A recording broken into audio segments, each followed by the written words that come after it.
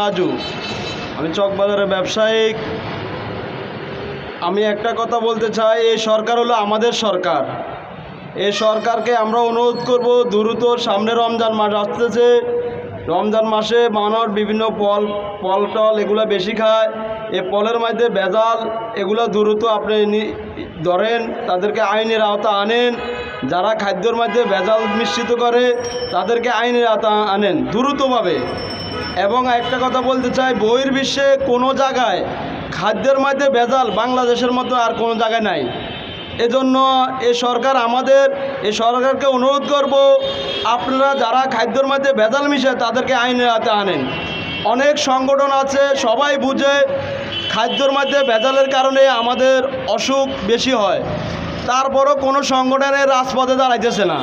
এর যে সংগঠনটা দাঁড়াইছে, এই সংগঠনের পাশে সমস্ত সংগঠন এসে দাঁড়ানোর দরকার। কারণ খাদ্যের মধ্যে ভেজালের কারণে আমাদের বিভিন্ন রোগ বেলায় বিভিন্ন অসুখ ব্যারাম বেশি হয়।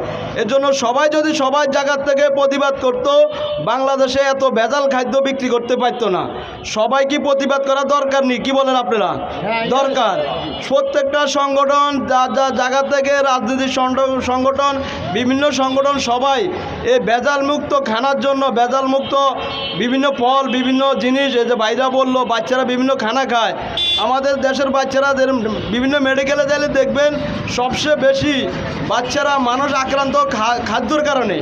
এই খাদ্য যদি নির্মূল না করা হয় তাইলে আমরা আরও বেশি আক্রান্ত হব। এজন্য সরকারের কাছে আমাদের দাবি, যেন দ্রুত, সামনে রমজান মাস আসতেছে, দ্রুত তাদেরকে আইনের আওতায় এনে তাদেরকে বিচার করা হয়। এ বলে আমার সংক্ষিপ্ত বক্তব্য শেষ করলাম। আসসালামু আলাইকুম।